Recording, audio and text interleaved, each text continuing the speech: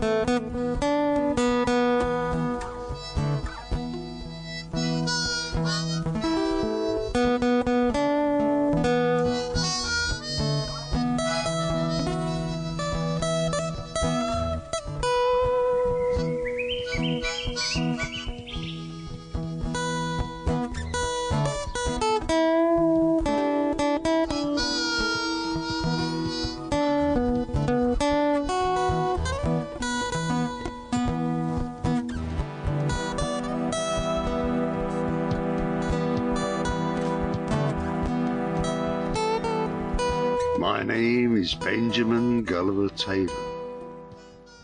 Myself, I can never string those illustrious titles together. Please know me as Benji Taylor. If you would indulge me, I shall begin by telling you some things about myself. I came into this world 63 years ago. I was born a premature baby.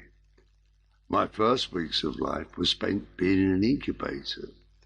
My small body was frail and my brain had been starved of oxygen. But with much help, I fought to live. By some miracle I survived those early days.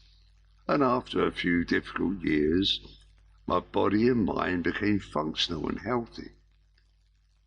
The kickback from my birth, that as it would never be easy for me to fully communicate my feelings, ideas and thoughts with the use of my voice.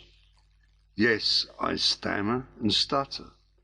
I know how painful it must be for anyone trying to get the meaning of what I am attempting to communicate. Oh, how I wish this was not the case.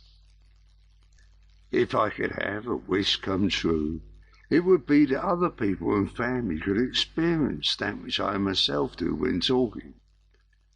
No, I certainly don't wish any harm upon him. I just want them to understand that so many times I'm trying to express myself, or merely making a casual remark, and the words that are in my head are trapped before I can speak them out.